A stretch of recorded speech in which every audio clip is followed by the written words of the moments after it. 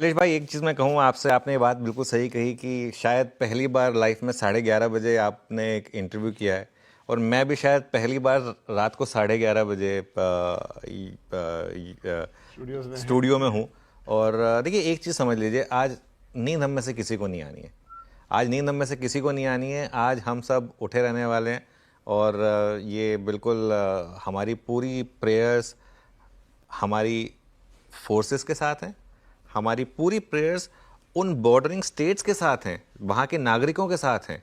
चाहे वो पंजाब हो, चाहे वो राजस्थान हो, चाहे वो गुजरात हो, चाहे वो जम्मू एंड कश्मीर हो, चाहे और पूरा नॉर्थ इंडिया वाला जो इलाका है, वहाँ पे जो भी लोग हैं, ऑब्वियसली उनके लिए इस समय थोड़ी सी सिचुएशन और टफ है, क्योंकि उनको इस समय थोड़ा डर भी लग रहा होगा।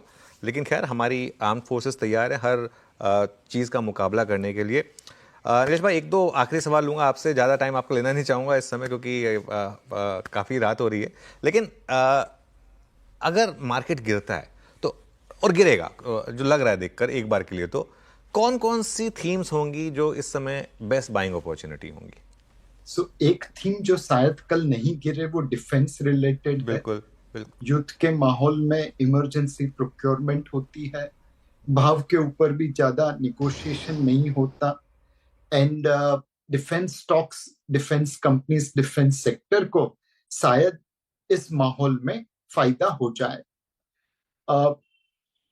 बाकी सारे सेक्टर शायद कल नीचे खुले, जैसे आज गिफ्ट निफ्टी अंदेशा दे रही है। बट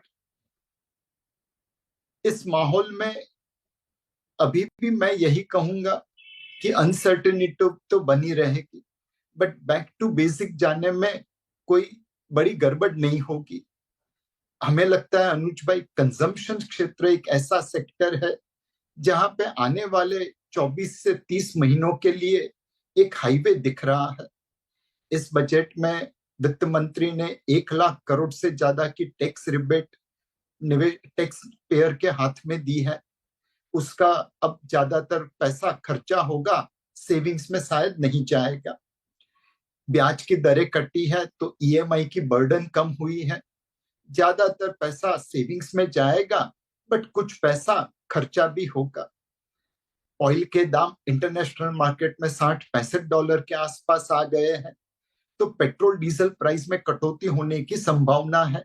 वह पैसा भी कंजम्पशन में लगेगा। 2027 में 8th पे कमीशन इफेक्टिव होगा, तो उसका पैसा भी गवर्नमेंट एम्प्लॉइज की जेब में जाएगा। कुल मिला के टैक्स रियायत, ईएमआई बर्डन में कटौती, पोटेंशियल पेट्रोल डीजल प्राइस में कटौती और 8th पे कमीशन का पैसा, ये सारी चीजें मिला के कंज्यूमर डिस्क्रिशनरी स्पेस को आने वाले 24 से 30 महीनों के लिए सपोर्ट करता रहेगा। और इस करेक्शन में, इस अनसर्टेनिटी के माहौल में उस क्षेत्र में ध्यान रखना चाहिए। भाई, मेरे साथ लक्ष्मण जी और विपिन जी भी हैं, हमारे दो senior editors. I am sure कि आप की दोनों से बात हुई है।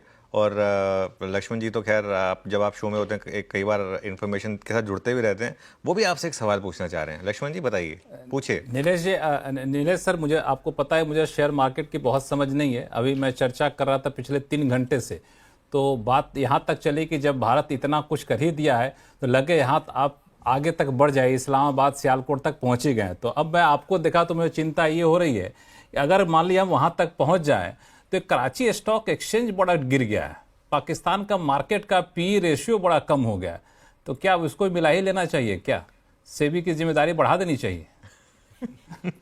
तो लक्ष्मण भाई, हम लोग ने कभी भी पाकिस्तान को एज अ स्टॉक मार्केट देखा नहीं था। बिल्कुल।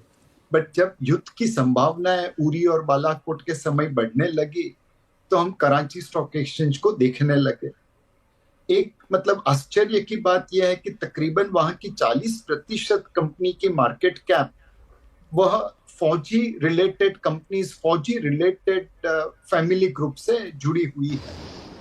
तो जब कराची स्टॉक एक्सचेंज गिरता है तो आप ये समझ सकते हैं कि युद्ध की संभावनाएं बढ़ती है, और जब वो ऊपर जाता है तब आप ये समझ सकते हैं कि युद्ध की संभावनाएं कम होती है। तो मतलब निवेश करने के मामले से नहीं, बट युद्ध की संभावना के मामले से हम लोग कराची स्टॉक एक्सचेंज को देखने लगे। एंड हमारी बहुत सारी कंपनियां किसी जमाने में कराची स्टॉक एक्सचेंज में लिस्टेड भी थी। इनफैक्ट हमारी एक कंपनी है महिंद्रा एंड महिंद्रा, जब बहुत साल पहले मैं रिसर्च कर रहा था तो मुझे पता चला था कि एक जमाने में ये कंपनी शुरू हुई थी महिंद्रा एंड मोहम्मद के नाम पे। फिर इंडिपेंडेंस के वक्त मोहम्मद वहां पे चले गए, वहां के फाइनेंस मिनिस्टर या ऐसे कुछ टॉप के मिनिस्टर बने, और महिंद्रा यहाँ पे रह के महिंद्रा एंड महिंद्रा बन गई। आज हमारी सबसे दिग्गज ग्रुप में महिंद्रा एंड महिंद्रा आता है। तो उनकी कहानी भी किसी जमाने में अखंड भारत में ऐसे चालू हुई थी। एक सवाल मेरा है आपसे, मैं विपिन बोल रहा हूँ आपसे। कई बार टीवी पे, कई बार प्रोग्राम्स में भी मुलाकात होती है, रियल एस्टेट पे भी आपसे कई बार बात हो चुकी है अलग अलग कॉन्क्लेव में। लेकिन ऐसा कहते हैं, भगवान न करे ये हो, कि वॉर्स होते हैं, बदकिस्मती वाली बात होती है, लेकिन होते तो उनका इकोनॉमी पे एक इम्पैक्ट होता है और सर्टेन टाइम वो पॉजिटिव इम्पैक्ट भी होता है। क्या ऐसी कोई चीज़ आप हमारे दर्शकों को एक्सप्लेन कर सकते हैं? वॉर अच्छी बात नहीं, उसके बहुत सारे दुष्परिणाम भी है, लेकिन कई बार वो इकोनॉमी के लिए कुछ अच्छा भी कर जाता है। एक हमने जो देखा है कि कई बार रिसर्च के breakthrough, cutting edge innovation, cutting edge research military के जरिए आता है। आज के इंटरनेट मिलिट्री रिसर्च की बदौलत है।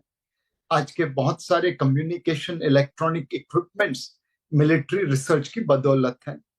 तो एक बार अगर देश इस दिशा पे निवेश करे कि हमें आत्मनिर्भर बनना है, टेक्नोलॉजी के मामले में हमें किसी दूसरे देश पे डिपेंडेंट नहीं रहना है, और पूरी जोर लगा दे, तो उसकी बेनिफिट शायद हमें मैन्युफैक्चरिंग क्षेत्र में भी देखने को मिलेगी।